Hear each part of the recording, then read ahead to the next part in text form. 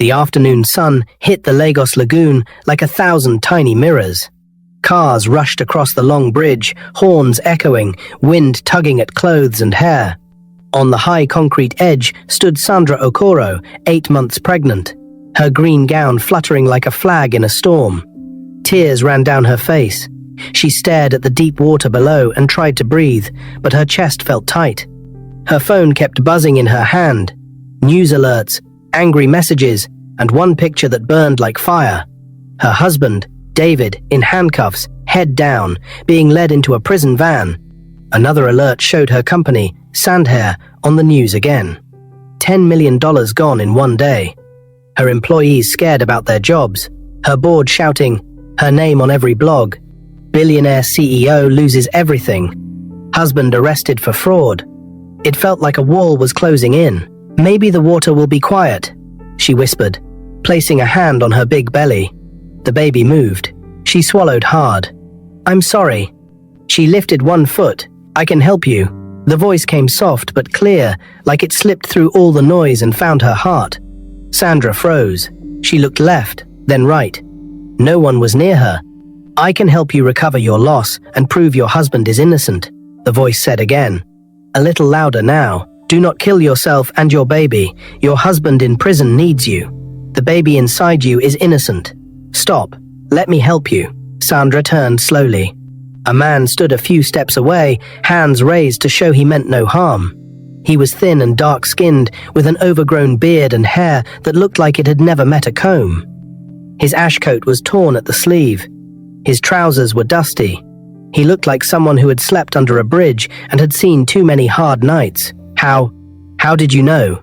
Sandra asked, shaking. How do you know about the money? How do you know about David? The man's eyes were gentle. My name is George, he said. And I know because, despite being like this, I can read people's minds. Maybe that's the one gift that didn't ruin with me. Sandra blinked through her tears. Read minds? He nodded once. Not everything. Not always. But enough to see your pain. Enough to hear what your heart is shouting. He glanced at her stomach. Enough to know your baby is scared because you are scared. A wind gust pushed at her. A truck roared by. Somewhere a hawker shouted about cold drinks. The world kept moving like nothing was wrong. Sandra stepped down from the edge. Her legs felt weak. If you are lying to me, I will never forgive you, she said softly. I'm not lying, George said. I can help. But we need your laptop. Sandra stared at him. The last person she would ever trust with her life and her company was a stranger in tattered clothes. And yet, his voice steadied her. It was the only thing in the day that felt solid. She nodded. Come. They walked to the black Bentley, parked on the shoulder. Drivers slowed to stare. Some raised phones to take pictures. Billionaire on the bridge. Is she okay? Who's that man? Who's that man? Sandra didn't care. She unlocked the Bentley. George slid into the passenger seat. As she started the engine, her hands still shook, but the fire in her chest was no longer burning her alive. It was now a small light, thin, but real. The ride to Lekki felt like moving through two worlds. Outside, the city flashed by buses packed tight.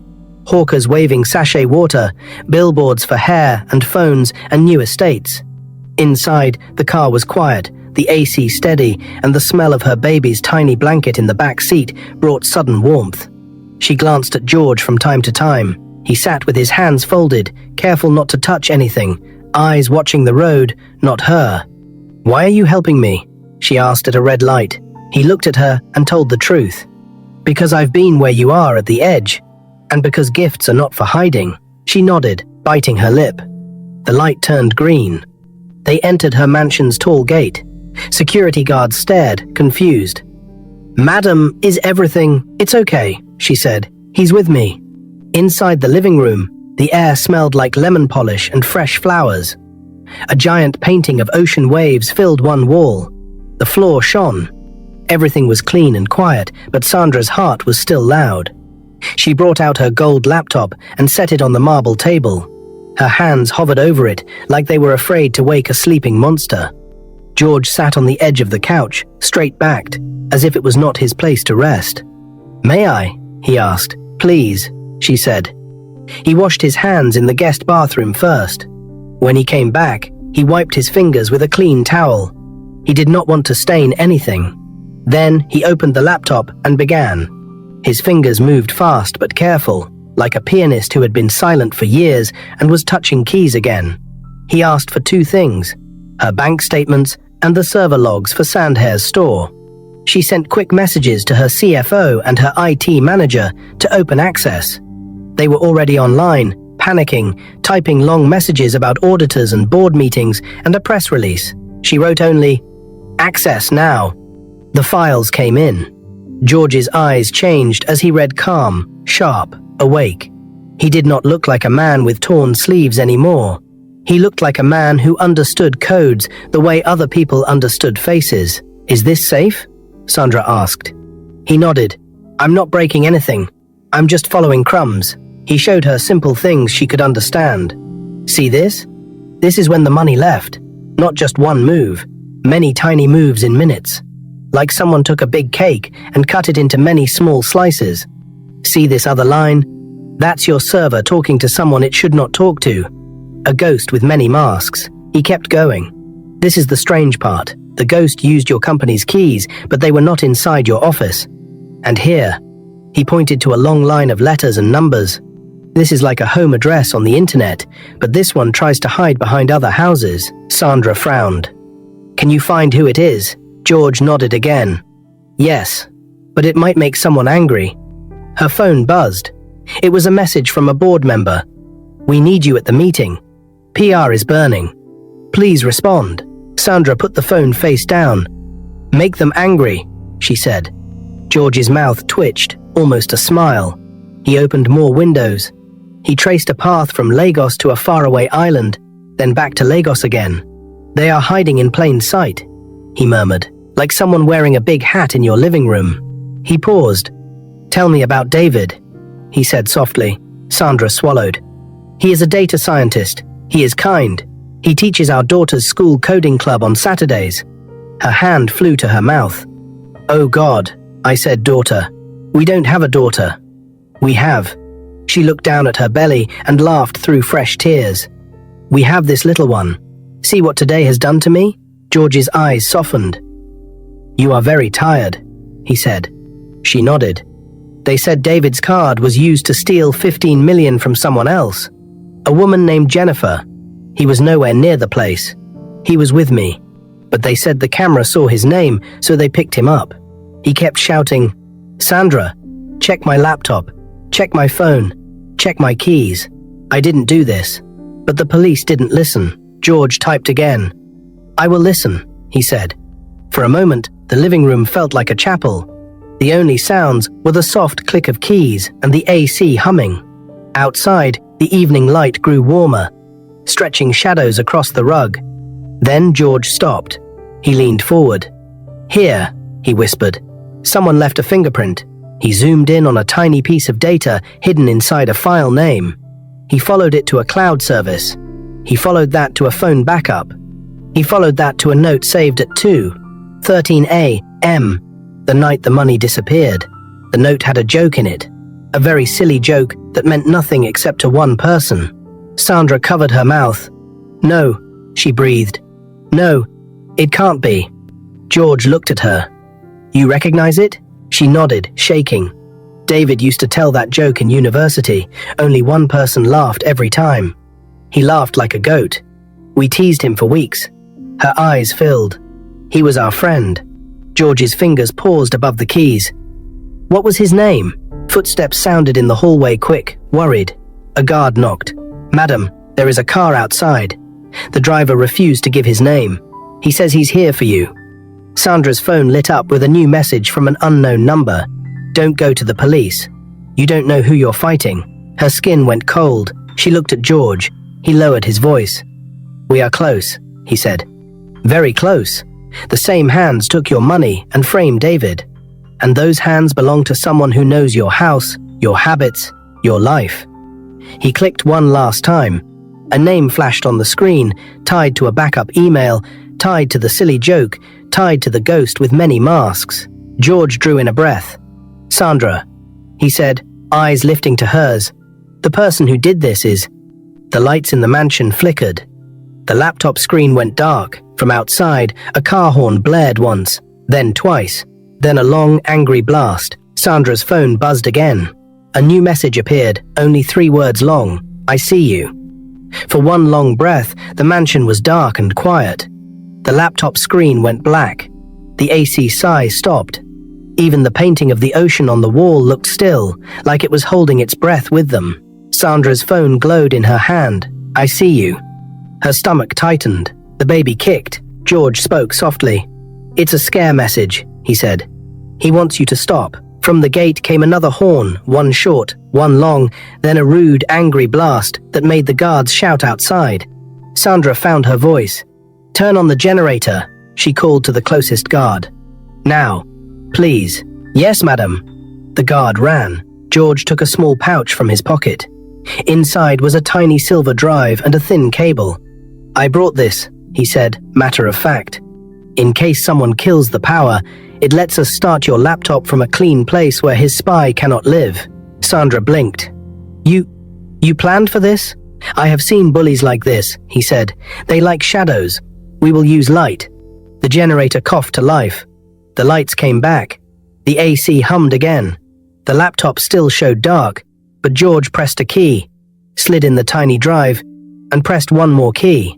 The screen lit up with a plain, calm window. He connected the laptop to Sandra's phone hotspot, not the house Wi-Fi. Why not the house Wi-Fi? Sandra asked. Because he's inside it, George said. Like a rat in the walls. She shivered. On the screen, lines and tiny boxes returned. Not scary anymore, just steps on a path. George moved with care. He did not rush. He built a copy of the files they had, like someone making a backup of family pictures. Then he went back to where they had stopped. Sandra, he said quietly, we were at the last door. She nodded, holding the top of the couch to steady herself. Open it. He followed the crumbs again, small transfers, tiny notes, fake names. A silly goat joke saved at 2:13 He traced the ghost to a cloud service, then to an old email used only for backups, then to a phone that once sat in their house, Wi-Fi many times. He tapped a final key. A name connected to the backup email blinked onto the screen. Sandra's heart thumped in her ears. She whispered the name before George could say it. Andrew Johnson. George looked up. You know him. She closed her eyes. David's friend since university. He set up our first office router. He sat at our wedding table. He held our hands when we were scared to start Sandhair. He knew our passwords from the early days. He laughed at that goat joke for weeks. George spoke softly. He knows your rhythms. When you wake up. When you sleep. When the guards change. Sandra's phone buzzed again. Another unknown number. Stay inside. Don't be stupid. Then, a second later, Airport Road is busy. You can't catch me. The horn outside blared again. The guard from the gate called on the intercom. Madam, the driver says he has a delivery for you. No name, no paper. George shook his head. Do not open. Sandra pressed the intercom. Do not open the gate. Tell him to leave. Yes, madam. George returned to the screen. We need more than a name, he said. We need proof a judge will respect. He opened a file of server logs and pointed with his finger as he spoke in simple words. This is the night your money left. The ghost used your keys, but from outside your building. Here, he tapped again, is the same ghost testing David's bank card on small things first, like a market snack, before the big theft came, so the bank would not shout too early. Sandra's eyes widened, like someone dipping a toe in water before swimming. Yes, he said. And here, he zoomed in. The thief forgot to turn off a tiny tag that phones leave when they talk to the internet. It's like a whisper. I am an XYZ brand phone, version 12. That same whisper shows up hours later on your home Wi-Fi name, Sandhair Secure. That means the same phone that stole your money was also in your house at a different time. Sandra covered her mouth. Only a friend could come in like that. George nodded. A friend, or someone the guards knew to wave in. Sandra's chest rose and fell. She thought of the day Andrew came to fix the Wi-Fi, laughing, holding a bag of suya for the staff. She thought of David asking Andrew to help install cameras. She thought of late-night games in their living room, Andrew knocking his glass and saying, "Sorry, I'm clumsy," while he wiped the table and maybe looked at passwords on screens without asking. George kept going. He used many masks, but his mistake was pride. He saved a big file with a silly name he thought was funny. Inside that file is a link to a travel plan. George clicked, then stopped. "Sandra, this is a flight booking." Sandra leaned forward. The letters were clear even to her tired eyes. Lagos, Dubai. Tonight. 9:45 p.m. Her mouth went dry. "He's running." "Yes," George said. "He thinks he has time." Sandra stood straighter. Her voice found strength she did not know she had left. "We called the police." She picked up her phone, then stopped. "I don't know who to trust." "Some officers. They listen to whoever shouts first." George nodded. "Do you know one person, a clean one?" Sandra scrolled. She stopped on a name. "CSP Kemi Adeoye," she said. "She helped us with a fake wigs case last year. She was fair. Call her," George said. The phone rang twice. "Sandra?" Kemi's voice was firm and warm. "I saw the news. Are you safe?" "For now," Sandra said. "Someone hacked Sandhair and framed my husband. We have a name. We have proof. He's trying to fly tonight." "Name," Kemi said quickly. "Andrew Johnson." Silence for one beat. Then Kemi breathed out. "I know that name," she said. "He worked on a private case for a bank once. Very smart, very proud." Paper rustled on her end. "Listen carefully. Do not use your house Wi-Fi. Do not send me anything on open lines. My team will come in plain clothes. 20 minutes. Keep your phone close. And Sandra, stay away from the windows." As Sandra ended the call, the gate intercom crackled again. "Madam," the guard whispered, "the car outside has turned off its lights. I cannot see the driver's face. He is still there." George's eyes went to the ceiling corner where a small camera sat. He walked over and looked at the live feed on the wall screen. The house cameras showed only grain, like snow. "He jammed them," George said. "He was here before. He hid a tiny jammer somewhere, and he turned it on. He moved like he knew every step. He opened a drawer and took a flashlight. 'Show me your router room,' he said. 'The place where the internet box lives.'" Sandra led him down the hallway. The baby kicked again, stronger, as if saying, "Keep going, Mama." Sandra put a hand on her stomach. "I'm with you," she whispered. They reached a small room where a tall black box hummed with wires. George bent and switched it off. "We starve the rat," he said. He looked under the shelf, behind the cables, then on top of the door frame. He found a tiny square stuck with tape no bigger than a biscuit. He held it up. "Jammer?" he said. "This is why your cameras died." He dropped it in a bowl of water from the bathroom sink. It sank with a soft plop. Back in the living room, he took Sandra's printer and pressed buttons. A pile of pages slid out clear pictures of the money trail, the phone tags, the joke, the booking. "These are for the police," he said. "We'll also bring a copy on this drive." Sandra looked at the neat stack and felt the first clean breath of the day. Not joy yet, not victory, but a road. Her phone buzzed again. A new unknown text. "Too late, Sandra." Another followed at once. "Tell your friend in the old coat to stop playing hero." George's eyes hardened for the first time. "He can see us?" he asked. Sandra shook her head. "The curtains are closed." George took her phone gently. He pressed 2 keys. His face went from hard to very still. "Sandra," he said, "this text used your house internet 3 minutes ago." Her skin went cold. "But we turned off the router." "Yes," he said, "which means this phone connected before we turned it off. It is not outside. It was already inside the compound." A soft sound came from upstairs. Not loud, not a bang, just the slow, careful weight of a foot on wood. Then another. Then the tiny creak of a door that did not want to cry, but could not stay silent. George set the papers down and looked at the stairs. Sandra's hand went to her belly. The baby moved again. The house held its breath. Somewhere above them, a shadow shifted, and the faint beam of a phone screen glowed and went dark.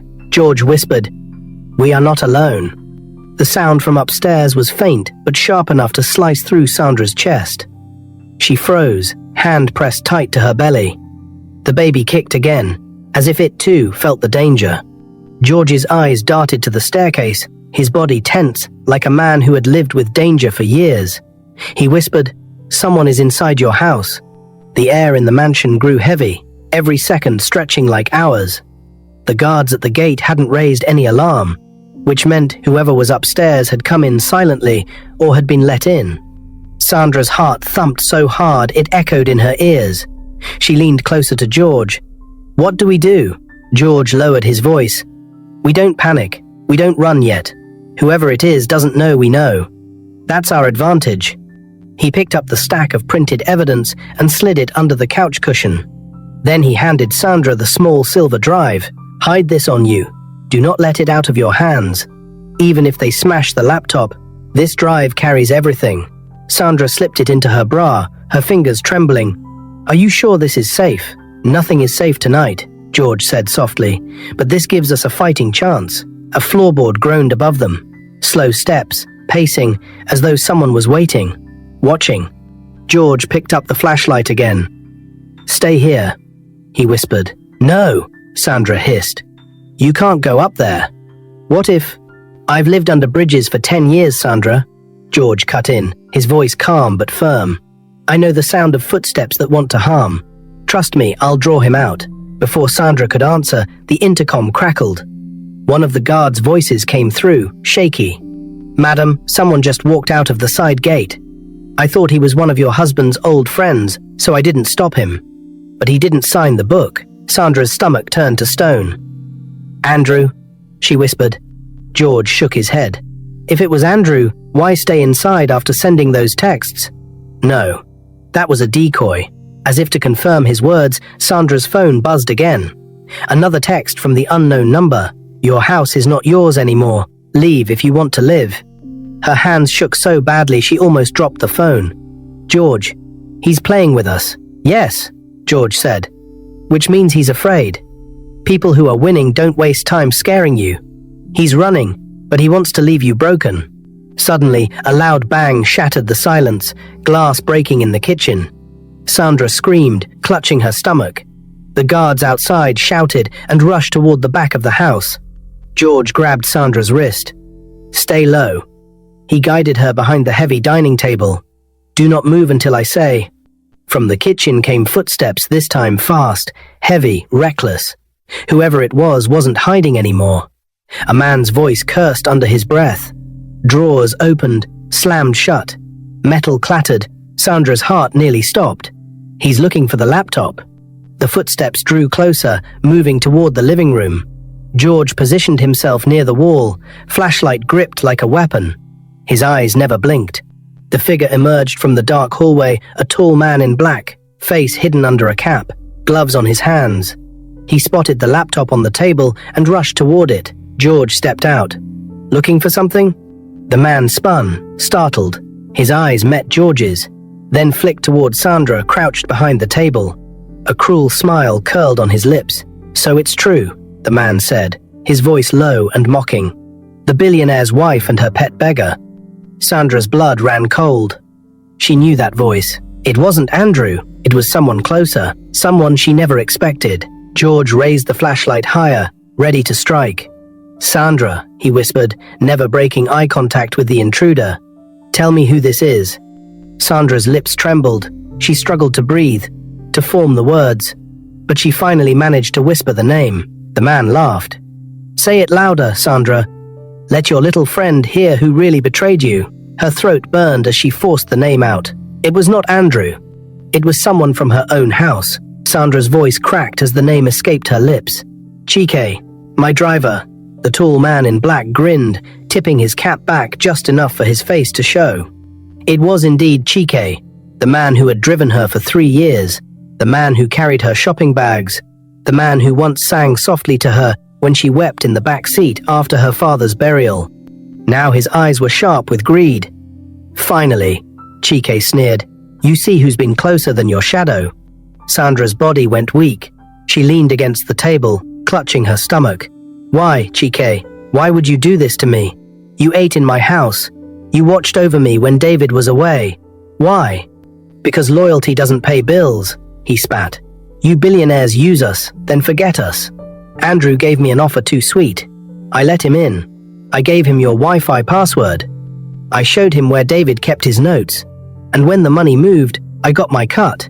Enough to vanish from this cursed country. George's eyes narrowed. You sold them for crumbs.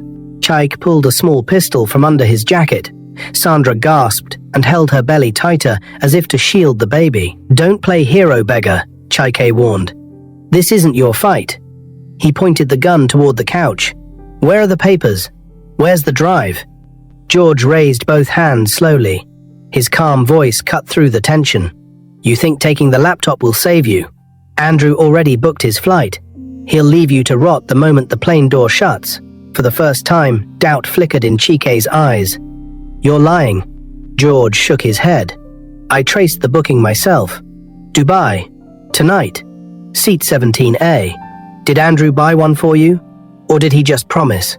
Chike hesitated, the gun trembling slightly. Sandra seized the moment. Chike, listen. Andrew will betray you just like you betrayed us. He'll take the money and disappear. And you, what will you have?